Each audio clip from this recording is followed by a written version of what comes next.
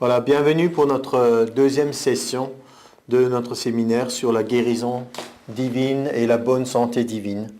Alors, dans une première session, dont je ne vais pas faire le résumé, on a vu et établi que la guérison divine est la volonté de Dieu, que Dieu nous montre à la fois dans la création, dans notre corps et par la Bible et les miracles de Jésus, qu'il a toujours voulu le bien de ses enfants et on peut dire même de l'humanité plus largement. Et donc, pour qu'on puisse comprendre certaines choses, en particulier sur la maladie, sur des gens qui souffrent autour de nous, il nous faut comprendre aussi quelle est l'origine de la maladie. Parce que sinon, on est en pleine confusion. En particulier, pourquoi des gens devraient-ils chercher à être guéris si c'est une fatalité ou si c'est Dieu qui leur envoie quelque chose? Alors, on pourrait dire même chercher à guérir, ça serait s'opposer à la volonté de Dieu. Donc il faut d'abord établir, et ça on l'a fait, que la guérison divine, la bonne santé sont la volonté de Dieu pour ses enfants. Et on va voir maintenant dans des textes bibliques comment la maladie est venue dans le monde. Tout d'abord, tout au début, dans Genèse 1, nous avons une déclaration de la parole de Dieu qui est très simple, mais qui en fait dit beaucoup de choses. C'est que lorsque Dieu a terminé la création, au verset 31, il nous est dit, Dieu vit tout ce qu'il avait fait et voici, c'était très bon. Donc peut-être on se rappelle de ces textes de la création, chaque fois qu'il y avait quelque chose qui était créé, il dit cela était bon, après chaque jour. Et à la fin, quand tout était terminé, Dieu a déclaré, voilà, c'était très bon, tout était parfait. Et donc nous comprenons d'après la Bible que Adam et Ève ont vécu dans ce qu'on appelle le paradis terrestre, le jardin d'Éden, où tout était parfait. Ils avaient une vie agréable, ils étaient en pleine santé, ils étaient heureux, ils étaient dans la communion avec Dieu, ils dominaient sur toute chose, ils n'avaient même pas d'animaux sauvages qui les menaçaient, il y avait une harmonie. Et il y avait aussi une harmonie dans leur corps. Il n'y avait rien qui était détraqué, il n'y avait rien qui allait de travers et ils vivaient en parfaite santé. C'était au départ, on peut dire, la volonté de Dieu. On peut dire que la volonté de Dieu parfaite pour l'homme, c'était Genèse 1 et 2, et puis de nouveau Apocalypse 21 et 22, où nous voyons que tout est restauré, il y a des nouveaux cieux et une nouvelle terre. Et entre les deux, on peut dire que c'est la grande tragédie de l'histoire humaine, de la souffrance, mais aussi la grande aventure de la rédemption, que Jésus est venu pour racheter l'espèce humaine. Donc on voit au début, il n'y a pas de maladie, mais Romains 5, 11 nous dit quelque chose qui nous aide dans ce sens, de comprendre que, on peut dire d'une certaine façon que la maladie et la mort vont ensemble. Parce que, avant qu'il y ait le péché, il ne nous est pas dit que la vie de l'homme était limitée. Pourquoi aurait-elle été limitée? Mais c'est seulement dans la mesure où il s'est coupé lui-même par le péché de la source de vie qu'est Dieu lui-même, que la mort a commencé à faire son œuvre. Et donc dans Romains 5, verset 12, il nous est dit « C'est pourquoi, comme par un seul homme, le péché est entré dans le monde, et par le péché la mort, et qu'ainsi la mort s'est étendue sur tous les hommes, parce que tous ont péché. » Donc, voilà une façon dont on peut clairement voir comment le péché est entré dans le monde, et avec le péché, la mort aussi. Romains 3, un peu plus haut, il nous est dit à un moment, le salaire du péché, c'est la mort. Non, c'est Romains 6, ouais. 6, 23. Car le salaire du péché, c'est la mort, mais le don gratuit de Dieu, c'est la vie éternelle en Jésus-Christ notre Seigneur. Donc on voit, la mort est entrée, le péché est entré, et il y a eu tout ce qui s'est passé aussi au niveau du corps humain, au niveau de la détérioration, les maladies, les infirmités. Donc Dieu avait mis l'homme sur terre, il lui avait donné la domination, il lui avait donné à gérer la terre, et à un moment donné, il y a eu on pourrait dire cet acte de trahison de la part de l'homme. Et quand Satan parle avec Jésus dans l'épisode de la tentation, à un moment il dit « Toutes ces choses m'ont été données ». On va voir ça dans Luc au chapitre 4, versets 5 et 8. Donc c'est important pour nous de savoir comment on peut dire la gestion de la planète Terre a été transférée de l'homme à quelqu'un d'autre, parce que c'est ça que la Bible nous dit. On voit que l'homme n'est plus maître de son destin. Ce n'est plus lui qui est capable de gérer la Terre. Tout ce qu'il fait, la plupart du temps, ça mène plutôt à la destruction de la Terre qu'à autre chose. Et donc, quand il y a eu la tentation de Jésus, le diable est venu plusieurs fois à lui, et la troisième fois qu'il vient à lui par rapport à la tentation, il nous est dit qu'il a montré tous les royaumes de la terre. Je te donnerai toute cette puissance et la gloire de ces royaumes, car elle m'a été donnée, et je la donne à qui je veux. Si donc toi tu m'adores, elle sera toute à toi. À ce moment-là, regardez bien, Jésus n'a pas dit « Non, ce n'est pas vrai. Ces choses ne t'appartiennent pas. » Il n'a pas contredit. Vous voyez, si ça avait été un mensonge, peut-être Jésus aurait pu déclarer « Tu es un menteur, tu ne peux pas me donner ce que tu n'as pas. » Mais il n'a pas répondu dans ce sens. Et donc nous pouvons voir par là que par la désobéissance d'Adam, la domination de la terre a été transférée à Satan, l'ennemi de Dieu et donc aussi l'ennemi de l'homme. Et c'est lui le destructeur et c'est lui qui apporte justement, on peut dire la maladie, mais encore plus que ça. Il apporte toutes sortes de choses, y compris des catastrophes naturelles. Par exemple, même certaines détériorations de la météo, quand on imaginait si Dieu avait le contrôle parfait de la planète Terre, on pourrait dire, mais alors c'est lui qui est le responsable des tsunamis, c'est lui qui est le responsable des tremblements de terre. La Terre souffre parce qu'il y a eu à un moment donné ce transfert d'autorité. Dieu était celui qui régnait. Il a donné la planète Terre à gérer à l'homme qui, en commettant le péché, on peut dire, l'a trahi et l'a transmis à Satan. Et depuis ce temps, même lorsque Jésus était en train de traverser le lac de Galilée, vous vous rappelez peut-être de l'exemple, l'épisode où il y a eu une grande tempête qui s'est levée. Et à ce moment-là, Jésus s'est opposé à la tempête. Vous comprenez donc que cette tempête ne venait pas de Dieu. C'était une tempête qui venait de l'ennemi pour détruire le Fils de Dieu, pour couler le bateau avec les disciples, pour que justement il ne puisse pas continuer son ministère. Donc il n'y a pas de confusion dans le ciel. Dieu est un Dieu qui est bon, il veut faire le bien pour ses enfants.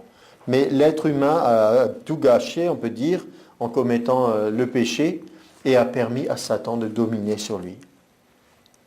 Et ainsi on voit la chute, l'origine de la maladie et la domination du diable sur ce siècle dans lequel nous vivons. Et une précision encore, dans 2 Corinthiens, l'apôtre Paul explique cela aussi. Au chapitre 4, il dit « Ayant ce ministère, nous avons un ministère, une façon de servir Dieu, nous apportons l'évangile, selon la miséricorde qui nous a été faite, nous ne perdons pas courage. Nous rejetons les choses honteuses qui se font en secret. Nous n'avons point une conduite astucieuse et nous n'altérons pas la parole de Dieu. » Ça veut dire on n'en enlève rien, on ne la déforme pas, on la prêche telle qu'elle est. Il dit, mais en publiant la vérité, nous nous recommandons à toute conscience d'homme devant Dieu. Si notre évangile est encore voilé, il est voilé pour ceux qui périssent. Écoutez bien, pour les incrédules dont le Dieu de ce siècle, c'est-à-dire le diable, a aveuglé l'intelligence afin qu'ils ne voient pas briller la splendeur de l'évangile de la gloire de Christ, qui est l'image de Dieu. Il est donc là, c'est le Dieu de ce siècle, et il fait tout ce qu'il peut pour qu'il y ait des gens qui ne puissent pas voir l'évangile. Voilà son œuvre. C'est certainement pas notre Dieu qui essaie d'empêcher les gens de croire. Mais on voit donc qu'il a une action, il a une influence et il a une certaine puissance. Et toujours plus, on va voir d'autres exemples, mais toujours plus précis, on peut prendre ensemble l'histoire de Job. Dans le livre de Job, beaucoup de gens connaissent Job parce que on se rappelle qu'il a eu beaucoup de malheurs. Mais Job avait au départ une vie très heureuse. Il était riche, il avait des enfants, il était heureux. Et surtout, il avait une communion avec Dieu. Il était intègre, il cherchait à plaire à Dieu. Mais dans le livre de Job, il y a une chose qui nous est dit, c'est que Satan, qui dans d'autres endroits est décrit comme l'accusateur, est venu et a accusé Job. Il a dit, voilà, Dieu, je sais que Job, il est intègre, mais c'est seulement parce que tout va bien pour lui. Si tu lui prends tout ce qu'il a, je suis sûr qu'il te trahit. Et à ce moment-là, Dieu n'a pas dit, bon, je vais lui prendre tout ce qu'il a, ou je vais le détruire. Dieu a simplement laissé Satan agir. On va expliquer dans un instant comment ça s'est produit. Et donc Satan a pris tout ce qui était à Job, et malgré ça, il n'a pas renié Dieu, il n'a pas maudit Dieu, il n'a fait rien qui soit incorrect. Alors Satan est revenu à la charge, on peut dire, et il a dit, bon, on lui a pris ses possessions matérielles, mais il a encore sa santé. Si jamais tu touches à sa santé, je suis sûr qu'après, il va te rejeter. Et nous voyons là quelque chose de très intéressant, c'est que non seulement Satan essaye de provoquer Dieu pour qu'il nuise à Job, mais par la suite, nous voyons que en réalité, Dieu n'a pas rendu Job malade. Mais il nous est dit que Job a ouvert lui-même la porte. On le voit dans le passage de Job 3 au verset 25. « Ce que je crains, c'est ce qui m'arrive. Ce que je redoute, c'est ce qui m'atteint. » On voit donc que Job n'avait pas développé une foi comme nous pouvons la développer. Il était, c'est vrai, un homme intègre pour beaucoup de choses. Il essayait de plaire à Dieu, de lui être agréable. Mais il y avait beaucoup de choses qu'il ne comprenait pas. En particulier, il ne comprenait pas la justice de Dieu. Il était dans cette crainte constante, si jamais je fais quoi que ce soit de travers, la malédiction va tomber sur moi. Il n'a pas eu cette foi dans la bonté de Dieu. Il n'a pas eu cette confiance en Dieu. Et c'est ainsi que lui-même a ouvert la porte et qu'on peut dire, dans ce sens, Dieu a permis à Satan de le toucher parce que Job lui-même avait ouvert sa bouche.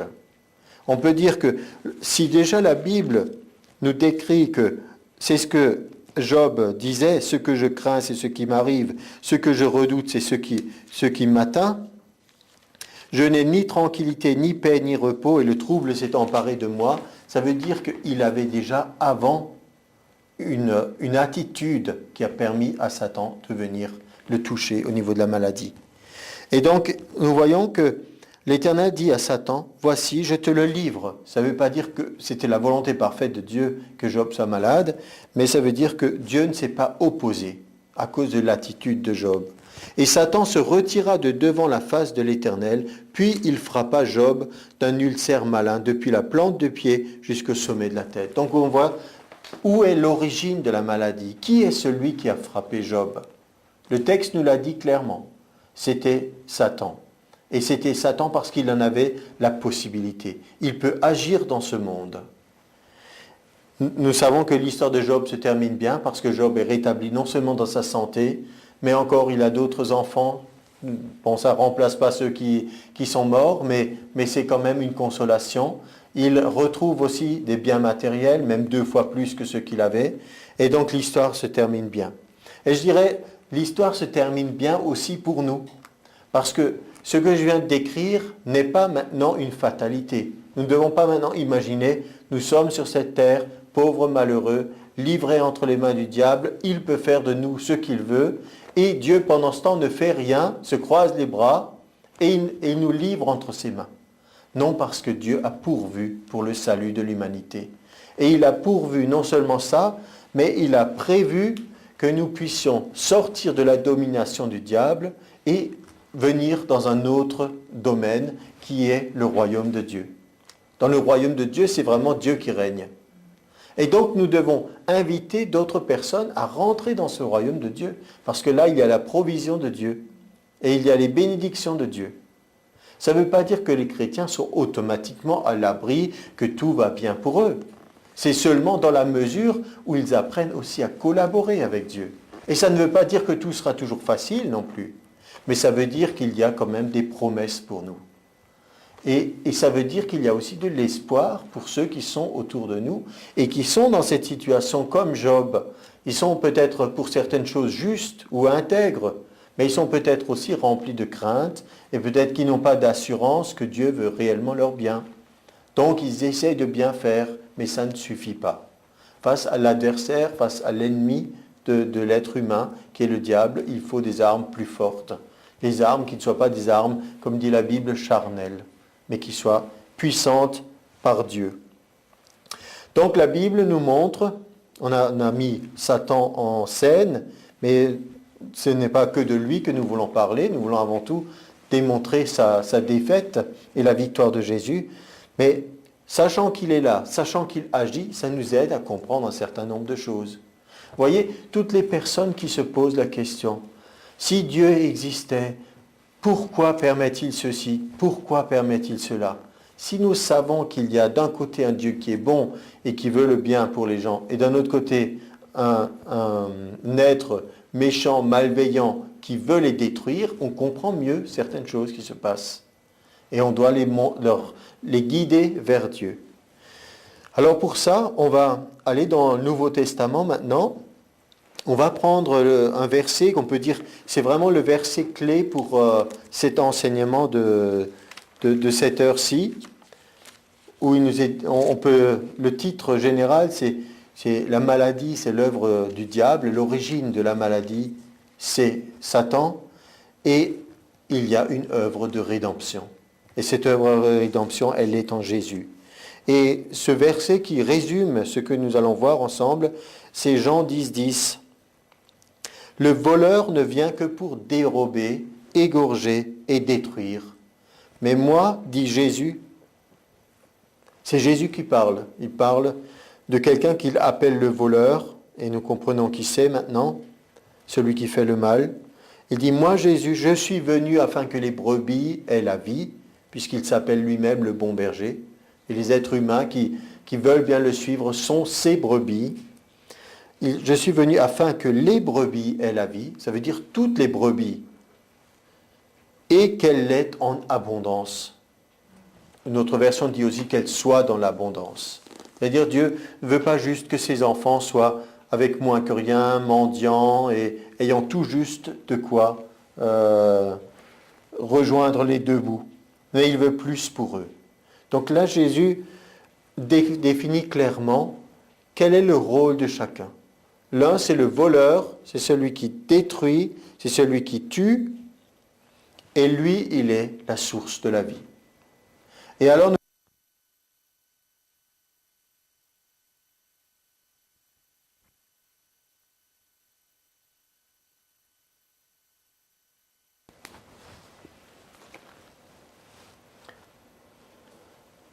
on le voit comment il agit. Nous avons dans les évangiles un certain nombre de choses qui sont décrites, des témoignages des œuvres que Jésus a accomplies. Alors, par exemple, on peut prendre une histoire dans Luc 13.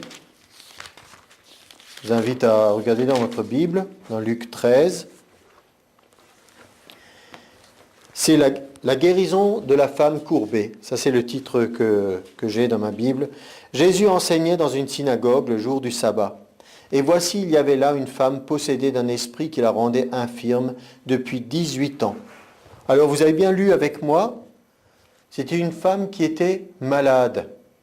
Elle était infirme. Elle était courbée. C'est dans le verset. Elle était courbée. Et comment ça s'est fait qu'elle soit dans cet état? La Bible nous dit ici, c'est un esprit qui la rend infirme. Pour nous, c'est très important de réaliser ça. Nous sommes très heureux de l'action du corps médical, des médecins que nous avons, des médicaments, des hôpitaux, ça aide beaucoup de gens. Mais il y a des situations où la Bible nous montre qu'il y a des actions sur le corps qui sont d'origine spirituelle. Même le corps médical reconnaît que beaucoup de maladies sont aussi ce qu'on appelle psychosomatiques. Ça veut dire que des gens qui sont angoissés, qui ont des problèmes dans leur tête, ça ne veut pas dire qu'ils sont malades mentaux, pour autant. Mais ils peuvent simplement être obsédés ou avoir des pensées qui les tourmentent. Toutes ces choses, inquiétudes, peuvent avoir des effets sur le corps. C'est ce qu'on appelle psychosomatique. Maintenant, il peut aussi y avoir des effets spirituels qui agissent sur le corps, puisque l'esprit est une réalité. Le monde des esprits est une réalité. Dieu est esprit. Nous sommes esprits, nous habitons dans un corps. Et il y a d'autres esprits qui existent. Il y a les anges, il y a les mauvais esprits. Et ici, nous avons un esprit qui rend infirme. Alors, elle était courbée et ne pouvait pas du tout se redresser. Vous imaginez? C'est pas juste un petit peu voûté, plié en deux. Imaginez la vie de cette personne, un vrai esclavage. Lorsqu'il la vit, Jésus lui adressa la parole et il lui dit, « Femme, tu es délivrée de ton infirmité. » Donc Jésus opère là son ministère, on peut dire, dans le domaine de la délivrance d'abord. D'abord, il agit au niveau de l'esprit. Et il lui imposa les mains. À l'instant, elle se redressa et glorifia Dieu. On voit là qu'il a imposé les mains pour qu'elle soit guérie, mais d'abord il a agi pour qu'elle soit délivrée. Et donc c'est important que nous puissions le réaliser, ça. Dans Marc 9, 25, nous avons, vous pouvez rester peut-être dans Luc 13, parce que je vais y revenir, mais je vais juste donner une autre illustration. Dans Marc 9, 25, il nous est dit qu'il y avait là un enfant que son père avait amené aux disciples de Jésus, et comme la foule accourait et voulait voir ce qui se passe, Jésus, voyant accourir la foule, menaça l'esprit impur et lui dit, « Esprit muet et sourd, je te l'ordonne, sors de cet enfant et n'y rentre plus. » Et il sortit en poussant des cris, en l'agitant avec une grande violence, et l'enfant devint comme mort, de sorte que plusieurs disaient qu'il était mort. Mais Jésus, l'ayant pris par la main, le fit lever, et il se tint debout. C'était l'histoire de cet enfant qu'on appelle souvent l'enfant lunatique. Mais il nous est dit, là encore, que cet enfant était possédé d'un esprit muet. Et Jésus dit qu'il chasse un esprit muet et sourd. Et quand l'esprit muet et sourd s'en va, eh bien, l'enfant est guéri. Et certainement que si l'esprit, on l'appelle un esprit muet et sourd, ça veut dire qu'il agissait sur l'enfant de cette façon. De la même façon que dans un autre passage de la Bible, nous voyons que c'est un esprit qui agissait exactement dans le même domaine que celui par lequel il est décrit. Alors on retourne maintenant dans Luc 13, je lis la suite, c'était pour donner une illustration d'un autre passage où un esprit a fait la maladie, a fait l'infirmité, est responsable. Il lui imposa les mains, à l'instant il se redressa et glorifia Dieu. Mais le chef de la synagogue, indigné de ce que Jésus avait opéré cette guérison un jour du sabbat, dit à la foule, « Il y a 6 jours pour travailler. Venez donc vous faire guérir ces jours-là, et non pas le jour du sabbat. » « Hypocrite, lui répondit le Seigneur, est-ce que chacun de vous le jour du sabbat ne détache pas de la crèche son bœuf ou son âne pour le mener boire ? Et cette femme qui était une fille d'Abraham et que Satan tenait liée depuis 18 ans, ne fallait-il pas la délivrer de cette chaîne le jour du sabbat ? Tandis qu'il parlait ainsi, tous ses adversaires étaient confus et la foule se réjouissait de toutes les choses glorieuses qu'il faisait. C'était une chose glorieuse. Et vous voyez, Jésus a dit, cette femme, elle a été liée par Satan pendant 18 ans. Donc, pour moi, peu m'importe de ce que pensent certaines personnes actuellement. Parce que j'ai entendu toutes sortes de théories. Il y a même des soi-disant serviteurs de Dieu qui ne croient même pas à l'action des mauvais esprits ou du Satan. Ils disent c'est juste une image, c'est juste une façon dont on parle du mal pour le personnifier. Et ils ne croient même pas à la réalité de ces choses. Mais pour nous, si la parole de Dieu nous le dit, c'est qu'on a besoin de le savoir.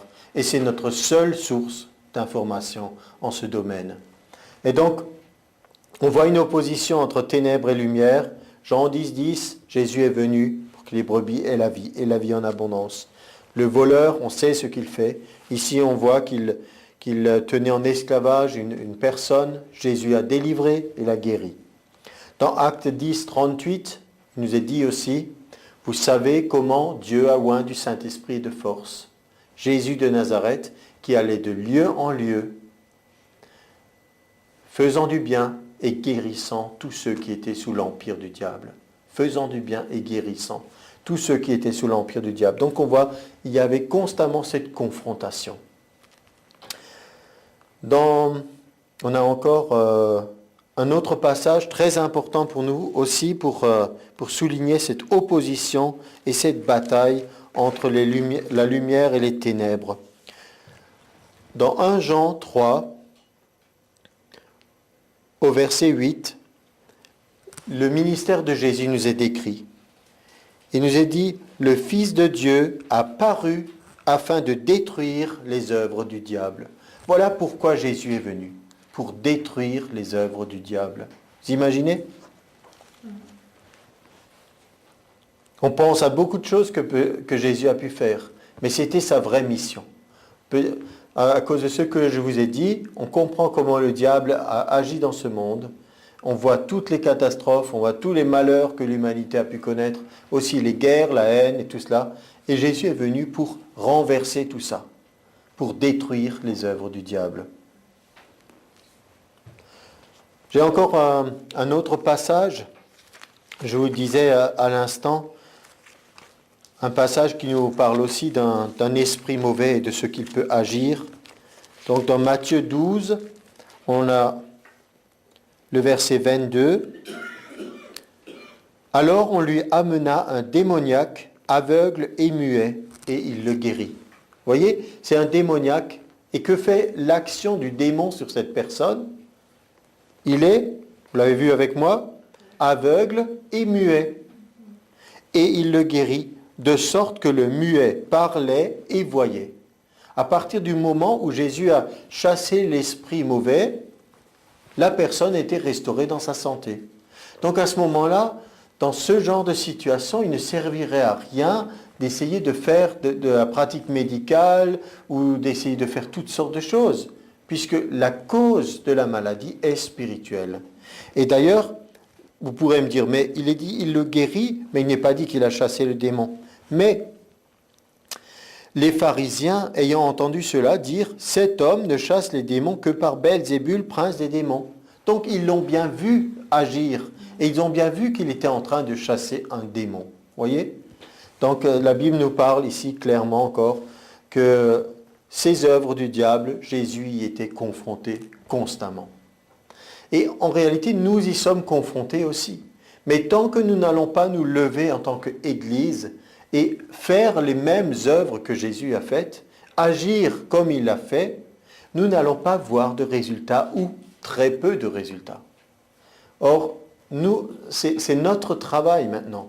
Jésus a dit, tout pouvoir m'a été donné dans le ciel et sur la terre, et maintenant, allez, c'est notre travail de le faire, d'agir comme il a agi, d'apprendre à discerner, d'être ceux qui annoncent un Jésus qui sauve, mais aussi qui délivre, et aussi qui guérit, qui restaure la santé, qui fait des choses comme ça.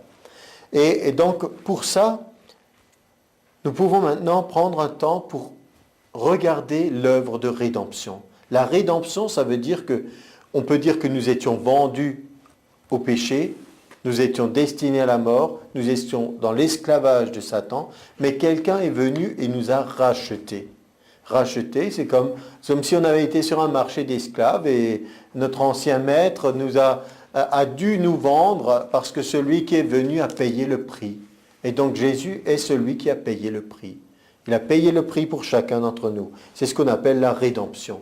Et cette rédemption, ça veut dire que maintenant, nous lui appartenons. Et cette rédemption, elle est multiple. Elle est beaucoup plus large que nous ne pensons. Certaines personnes ne parlent que du pardon des péchés. C'est déjà merveilleux d'avoir cette assurance qu'on n'a plus de péchés qui nous sont reprochés par Dieu, mais que tout est effacé, que tout est couvert. Mais il y a encore beaucoup plus que ça. Alors nous allons voir ensemble comment pardon et guérison sont liés intimement.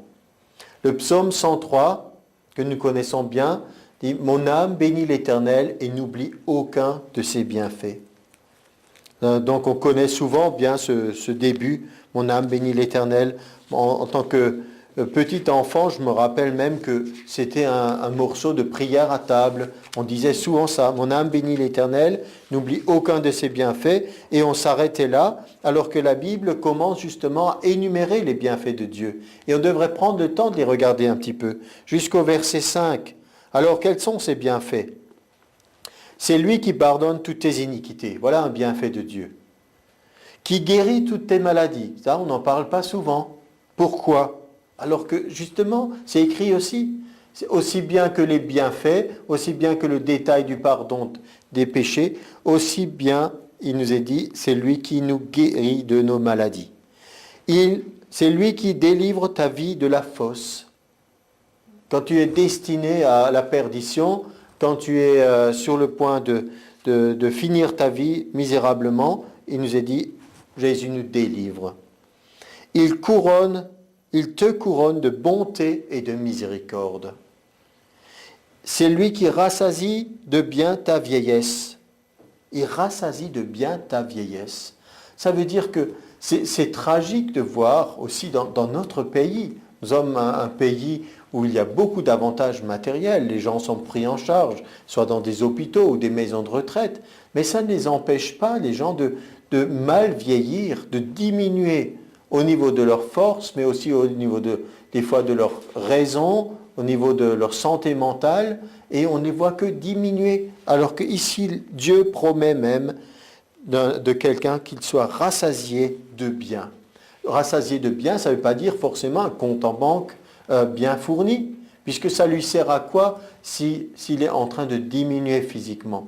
Rassasié de bien, ça veut dire que Dieu peut faire du bien à quelqu'un jusqu'à son dernier souffle. Il n'a pas besoin d'être diminué. Il te fait rajeunir comme l'aigle. Rajeunir comme l'aigle. Et ça fait référence en particulier à une sorte d'oiseau, donc l'aigle, et cet aigle dont il est question, il y a une sorte d'aigle qui à un moment de sa vie, il perd son bec, il perd ses griffes, et il en retrouve des nouveaux. Et c'est ça que ça veut dire.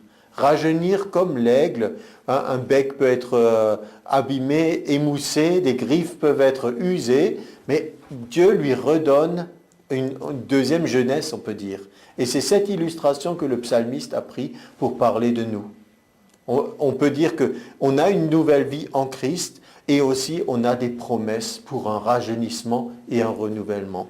Pensez par exemple, je prends maintenant un passage parallèle, une promesse dans le livre de Ésaïe.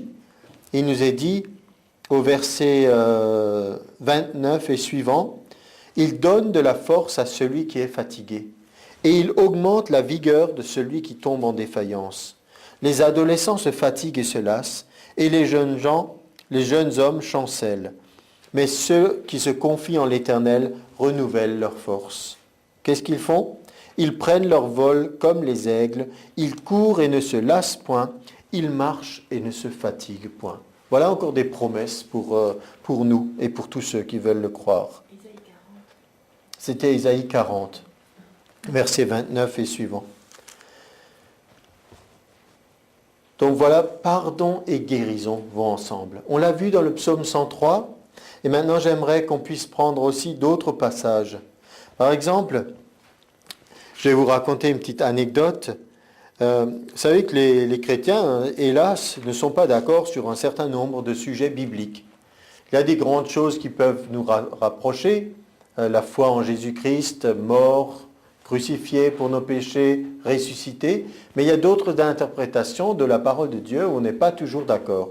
C'est ainsi qu'un jour j'ai rencontré quelqu'un, on a discuté de la parole de Dieu, et on a été ensemble regarder 1 Pierre 2, 24. 1 Pierre 2, 24, il nous est dit, « Lui qui a porté lui-même nos péchés en son corps », il est question de Jésus. Il a porté lui-même nos péchés en son corps sur le bois, afin que, mort au péché, nous vivions pour la justice. Là, nous sommes tous d'accord. Jésus a été crucifié, il est mort pour que nous soyons justifiés. D'accord ? Là, on est d'accord. Mais la suite, il nous est dit, lui par les meurtrissures duquel vous avez été guéris. Et là, tout à coup, ça pose problème. C'est quand même impressionnant des fois de voir comment le diable essaye de déformer certains passages de la Bible pour que les gens ne puissent pas y avoir accès. Il ne peut pas empêcher parmi le peuple chrétien qu'on prêche que Jésus est mort pour nos péchés. Mais il essaie d'empêcher qu'on puisse aussi annoncer que le même Jésus est aussi, qu'est-ce qu'il nous a dit ici ? Par ses meurtrissures, nous avons été guéris. Alors, cette personne avec qui je parlais, elle disait, oui, mais certains auteurs qui nous parlent de guérison divine ou de bonne santé pour le corps se trompent, et je me rappelle bien son expression, ils errent en utilisant ces passages, parce qu'en réalité, il n'est pas question ici de guérison physique, mais il est question ici de guérison spirituelle ou intérieure. Alors, ayant entendu cet avis, vous avez comme moi votre Bible, et si vous avez une Bible qui a un minimum un peu de référence et de correspondance, moi j'ai une petite note, et ma petite note me renvoie à Ésaïe 53. Et dans Ésaïe 53, on peut donc voir le passage prophétique qui annonçait Jésus, le Messie. Certains ont surnommé Ésaïe 53 le 5e évangile, tellement c'est impressionnant et saisissant pour nous la similitude entre Ésaïe 53 et ce que Jésus a réellement accompli. Et donc dans Ésaïe 53, on peut commencer par lire déjà au verset 3, « Méprisé, abandonné des hommes, homme de douleur, habitué à la souffrance, semblable à celui dont on détourne le visage, nous l'avons dédaigné, nous n'avons fait de lui aucun cas. Cependant, ce sont nos souffrances qu'il a portées, c'est de nos douleurs qu'il s'est chargé. » Un autre passage dit, c'est de nos maladies qu'il s'est chargé. Et nous l'avons considéré comme puni, frappé de Dieu, humilié. Mais il était blessé pour nos péchés, brisé pour nos iniquités. Le châtiment qui nous donne la paix est tombé sur lui, et c'est par ses meurtrissures que nous sommes guéris. Vous avez vu ? Passage parallèle. Passage parallèle parfaitement. Mais vous me direz, mais là non plus, ce n'est pas explicite. Vous êtes d'accord avec moi ? C'est écrit guéri, mais on peut être guéri de beaucoup de choses. Hein. Si vous avez une peine de cœur et qu'après ça va mieux, ben on peut aussi dire que vous êtes guéri. Sauf que nous avons encore, la Bible, elle est là pour nous aider, hein, et elle ne se contredit pas. Et pour celui qui cherche sincèrement, il peut découvrir la vérité. Dieu nous a donné dans sa parole, Matthieu 8, verset 16. Il nous est dit, le soir, on amena auprès de Jésus plusieurs démoniaques. Il chassa les esprits par sa parole et il guérit tous les malades. Écoutez bien, verset 17. Afin que s'accomplisse ce qui avait été annoncé par Ésaïe le prophète, il a pris nos infirmités et il s'est chargé de nos maladies. Cette fois-ci, il n'y a plus de doute. Ou alors, si on ne veut pas y croire, c'est qu'on est, comme on dit des fois dans le langage courant, on est de mauvaise foi. C'est vraiment la mauvaise foi. Parce qu'ici, nous avons Jésus qui opère dans son ministère des délivrances, des guérisons. Il y a des malades tout autour qui sont guéris. Et celui qui voit ça et qui écrit l'évangile de Matthieu, il dit « Ce que je vois sous mes yeux, c'est l'accomplissement de la prophétie de Ésaïe. Je vois sous mes yeux exactement ce que Ésaïe a dit. Il a dit, voilà ce qu'il a dit, il a pris nos infirmités et s'est chargé de nos maladies. » Alors quand il s'est chargé de nos maladies, il a pris nos infirmités, ça veut dire qu'il les a pris pour que je n'ai pas besoin de les prendre. De la même façon que je n'ai pas besoin de souffrir pour le péché, parce qu'il a pris mon péché. Il y a donc un parallèle. Les deux vont ensemble. Et ça, c'est quelque chose de merveilleux, de réaliser ça. Que 1 Pierre 2, 24, Ésaïe 53, Matthieu 8, tout cela représente la même réalité, l'œuvre de rédemption, pour le pardon des péchés et aussi pour notre bien physique. Et une illustration de ça se trouve dans Marc chapitre 2, C'est l'histoire qu'on connaît très bien d'habitude, même en tant que petit enfant, si on a eu le privilège d'avoir des histoires bibliques, souvent on nous raconte cette histoire de cet homme qui était paralytique et puis il voulait rencontrer Jésus, mais il ne pouvait pas, il y avait tellement de monde, et ils ont fait un trou dans le toit pour le faire passer au pied de Jésus. Et donc cet homme se retrouve au pied de Jésus, ses amis l'avaient porté, 4 hommes, et ils l'ont amené par là. Et Jésus, voyant leur foi, verset 5, dit au paralytique, « Mon enfant », il ne dit pas « tu es guéri », il dit « Mon enfant, tes péchés te sont pardonnés ». Il commence par ça, pardon des péchés. Vous avez vu, comme dans Psaume 103, d'abord, c'est lui qui pardonne toutes tes iniquités. Ésaïe, déjà, il a pris nos fautes. Et puis ici, il commence par dire « tes péchés sont pardonnés ». Mais, bien sûr, il y avait des gens religieux qui disaient « il blasphème, qui peut pardonner les péchés si ce n'est Dieu ?» Jésus a connu dans son esprit ce qui se passait en eux. Et il leur pose cette question. Lequel est plus aisé de dire au paralytique, tes péchés sont pardonnés, ou de dire, lève-toi, prends ton lit et marche. Et Jésus lui dit, or, afin que vous sachiez que le Fils de l'homme a sur la terre le pouvoir de pardonner les péchés, je te l'ordonne, dit-il au paralytique, lève-toi, prends ton lit et va dans ta maison. À l'instant, il se leva, prit son lit, sortit en présence de tout le monde, de sorte qu'ils étaient tous dans l'étonnement et glorifiaient Dieu en disant, jamais nous n'avons rien vu de pareil. Il n'avait jamais vu de miracle de cette nature, mais il n'avait pas non plus vu quelqu'un qui puisse pardonner les péchés. Et donc maintenant, nous avons une situation actuelle. Dans l'Église, nous avons des gens qui croient au pardon des péchés, mais qui ne croient pas que Jésus guérit encore aujourd'hui. Et dans le monde, nous avons des gens qui ne veulent pas croire au pardon des péchés. Mais si on peut faire la démonstration dans l'Église que Jésus est le même, il peut encore guérir et il peut encore pardonner les péchés. Voilà la mission qui nous est confiée en tant qu'Église de Jésus-Christ.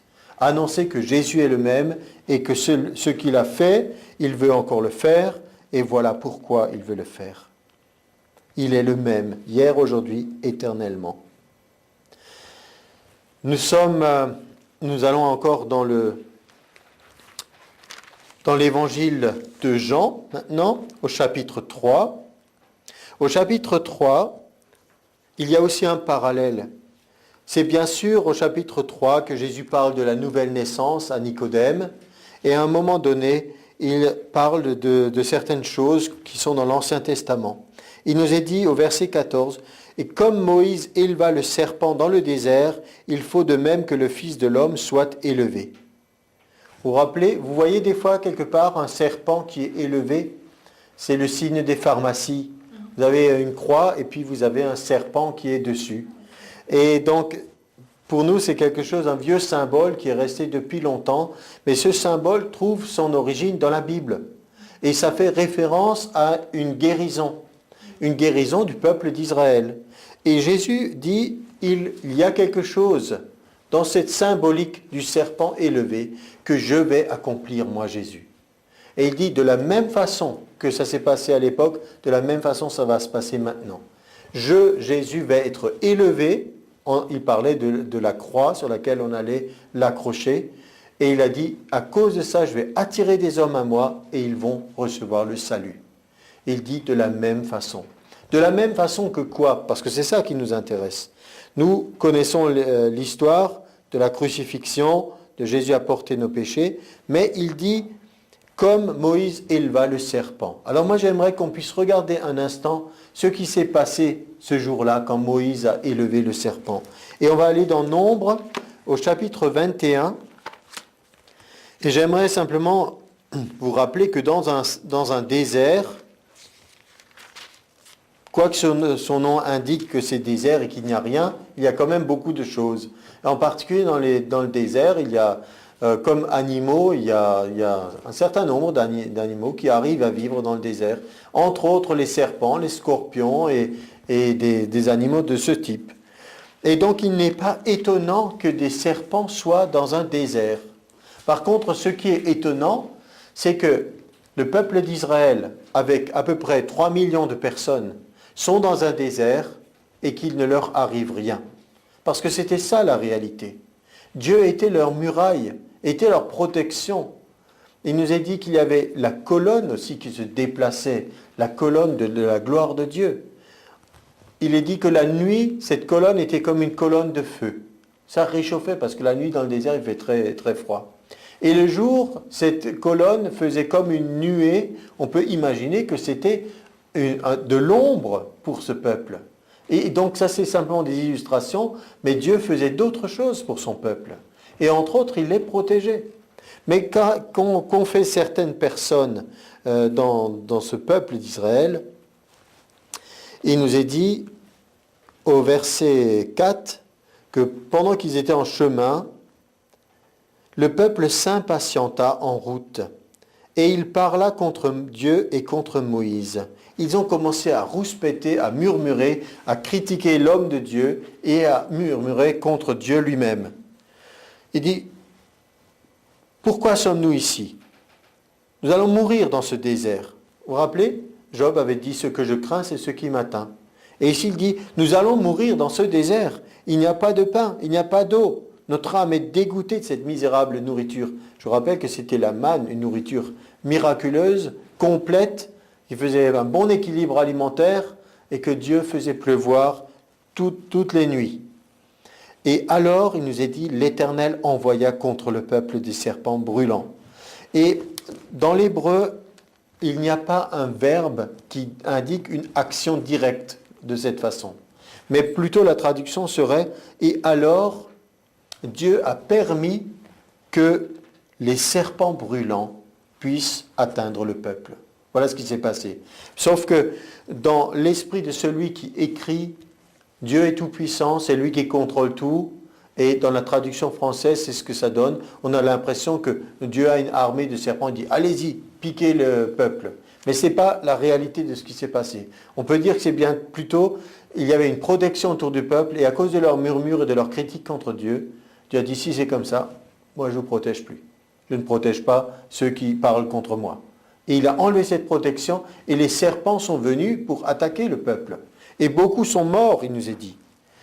Alors l'Éternel envoya le peuple contre le peuple des serpents brûlants. Ils mordirent le peuple, et il mourut beaucoup de gens en Israël.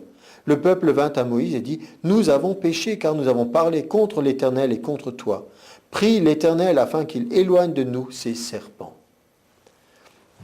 Si Dieu avait vraiment voulu que les serpents tuent le peuple, il aurait dit, « Bon non, je ne fais rien, vous avez péché, vous méritez de mourir. » Mais on voit que c'était la volonté de Dieu de les sauver, même dans cette situation. Et alors il a donné cette illustration qui était une préfiguration de ce que Christ allait accomplir en étant élevé. Moïse pria pour le peuple, l'Éternel dit à Moïse, « Fais-toi un serpent brûlant, place-le sur une perche, quiconque aura été mordu et regardera conservera la vie. » Moïse fit un serpent d'airain, il le plaça sur une perche, quiconque avait été mordu par un serpent regardait le serpent d'airain et conservait la vie. Voilà un miracle de Dieu, simplement en exerçant sa foi et en regardant une perche sur laquelle était un serpent métallique qui avait été fabriqué par Moïse. Vous imaginez? Et ça, c'est le miracle de Dieu qui s'accomplit. Et cette similitude entre le sacrifice de Jésus et cette anecdote dans le peuple d'Israël, en vue de la guérison. Et c'est ça qui est important pour nous, de comprendre pardon et guérison vont ensemble. Alors la bonne nouvelle pour nous, c'est que nous ne sommes plus sous l'autorité du diable maintenant. Nous pouvons maintenant réaliser que, à cause de Jésus, nous avons été transportés dans un autre royaume. Colossiens 1, 12 et 14 nous dit que nous devons remercier Dieu. Rendre grâce, ça veut dire remercier Dieu. Pourquoi ? Rendez grâce au Père qui vous a rendu capable d'avoir part à l'héritage des saints dans la lumière. Il nous a délivrés de la puissance des ténèbres et nous a transportés dans le royaume de son Fils bien-aimé, en qui nous avons la rédemption, le pardon des péchés. On peut dire, pourquoi dire les deux choses, rédemption et pardon des péchés? Ça veut dire la rédemption, c'est quelque chose de plus complet et le pardon des péchés est un des aspects de la rédemption. Mais nous avons vu ensemble qu'il y a plus que ça. 1 Jean 5, 18-19 nous dit ce que nous sommes appelés à faire maintenant. nous devons nous garder. Il nous est dit, nous savons que quiconque est né de Dieu ne pratique pas le péché, mais celui qui est né de Dieu se garde lui-même et ne touche pas. Nous savons que nous sommes de Dieu et que le monde entier est sous la puissance du malin. Voyez donc, il y a une différence entre le peuple de Dieu et d'autres personnes, si nous le voulons, si nous voulons y croire. De la même façon que ceux du peuple d'Israël qui ne voulaient pas croire et n'ont pas regardé le serpent d'airain, qu'est-ce qui s'est passé pour eux? Ils sont morts des suites des morsures. Mais ceux du peuple qui ont cru et qui ont accepté le plan de Dieu, ils ont pu être au bénéfice de ce que Dieu avait prévu pour eux. De la même façon, on peut dire qu'il y a aussi des chrétiens qui passent par des tragédies, des catastrophes. Certains sont malades, certains meurent même de maladie. Mais ça ne veut pas dire que c'est la volonté parfaite de Dieu. Ça ne veut pas dire que c'est écrit quelque part, que c'est leur destin. Ça veut dire que peut-être il y a des choses qu'on ne leur a pas dit, ou qu'ils n'ont pas compris, ou qu'ils n'ont pas accepté non plus. Mais nous sommes là pour encourager quiconque à justement mettre sa foi en Dieu. Regardez encore avec moi 1 Pierre chapitre 5, verset 8, il nous est dit « Soyez sobres, veillez, votre adversaire le diable rôde comme un lion rugissant, cherchant qui il dévorera. » Cherchant qui il dévorera, ça veut dire que tout le monde n'est pas automatiquement dévoré.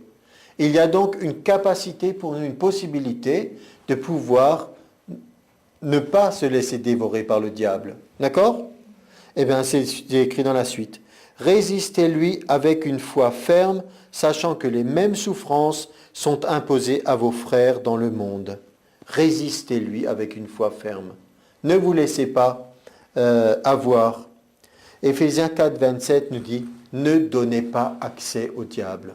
Donc, construisez-vous une foi solide pour pouvoir résister au diable. Mettez votre foi en Dieu. Croyez que, comme on a vu, Jean 3, 16, quiconque croit en lui ne périt pas. Et nous pouvons aussi nous encourager par Jean 11, 40, Jean 3, 16, quiconque croit en lui ne périt pas, mais il a la vie éternelle. Jean 11, 40, si tu crois, tu verras la gloire de Dieu. Si tu crois, c'est ça la condition, si tu crois. C'est ce que Jésus avait dit à l'époque, juste avant la résurrection de Lazare. Si tu crois, tu verras la gloire de Dieu. Et c'est encore vrai pour chacun d'entre nous. Si nous voulons voir la puissance de Dieu dans notre vie, la gloire de Dieu se manifester, nous avons une condition très simple. C'est la foi. Mettre notre confiance en Dieu. Amen.